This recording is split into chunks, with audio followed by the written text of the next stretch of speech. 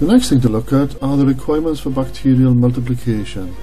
What do bacteria need in order to grow? Bacteria are a lot like us. They need similar things in order to grow, and they are food, moisture, warmth and time. And we'll look at each of those properties individually. Let's have a look at the different types of food. First of all, high-risk food. This is the major source of nutrients for food poisoning bacteria. They're common food vehicles in food poisoning, usually protein, ready to eat, stored under refrigeration, and no further processing is required. So you can eat them as they are. Raw foods, they're a major source of food poisoning organisms. Other food types include low-risk foods and ready-to-eat raw foods. Low-risk foods include acid foods, foods with a high sugar, salt or fat content, dry products, includes preserved foods not requiring refrigeration, and foods which you can keep at ambient storage or room temperature. And these are classed as foods which will not support the growth of pathogenic microorganisms.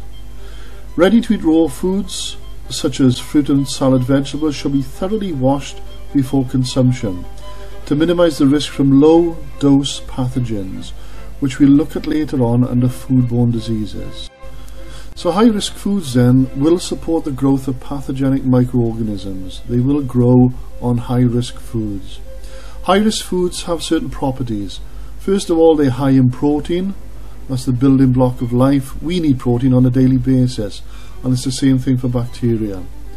They're high in moisture, and no further cooking or processing is required. In other words, ready to eat food. You could eat it as it is without reheating in a microwave or an oven. Please make some notes on this slide because the temperatures here are very important. First of all, this is a germometer. I feel like a thermometer showing what happens to bacteria at certain temperatures. If we start off at the bottom of the thermometer, we've got minus 18 degrees Celsius. This is the maximum temperature of freezers, whether they're commercial or domestic freezers. So it's minus 18 degrees Celsius or lower. And at this temperature, bacteria will remain dormant. You won't kill them by freezing them, but they won't multiply. The next major temperature is your chiller or fridge temperatures, 1 to 4 degrees Celsius. Again, with a couple of exceptions, bacteria will not multiply at these temperatures. They will remain dormant. The next set of temperatures is the temperature danger zone. That's the red area that you can see. That's between 5 and 63 degrees Celsius. This is where bacteria start to multiply, and this is where they cause a problem. So all food must be kept out of the temperature danger zone. If it's hot food, it must be served above 63 degrees Celsius. If it's cold food, it must be served below 5 degrees Celsius. Now at 5 degrees Celsius, bacteria are starting to wake up from their sleep, and they will start to multiply slowly. As the temperature increases, then they will start to rapidly multiply up to the optimum temperature, which is 37 degrees Celsius. At 37 degrees Celsius, which by the way is body heat, bacteria rapidly multiply every 10 to 20 minutes. As the temperature increases any further, between say 50, 52, 55, it gets too hot for the bacteria, so they will start to die off. Most bacteria are killed by 60 to 63 degrees Celsius.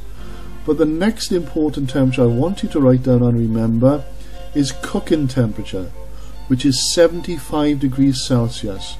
All food must be cooked to core temperature, 75 degrees Celsius, for it to be safe. At that temperature, all bacteria are killed. The only way you can check that food has been heated to 75 degrees Celsius is by using a temperature measuring device. There are two examples shown there. The one on the left is the one that's most commonly used. It has an attachment which you can insert into the food, into the core, into the thickest part of the food, to make sure it has reached 75 degrees Celsius. Beware of the infrared probe, however, because that only registers surface temperature. These are also called thermocouple probes. That's the hard probe thermometer on the left. In other words, it can be calibrated and it is tip sensitive. Okay, so how do we use a temperature probe? First of all, it should be properly calibrated. In other words, the reading on the LCD should be the temperature inside the food product.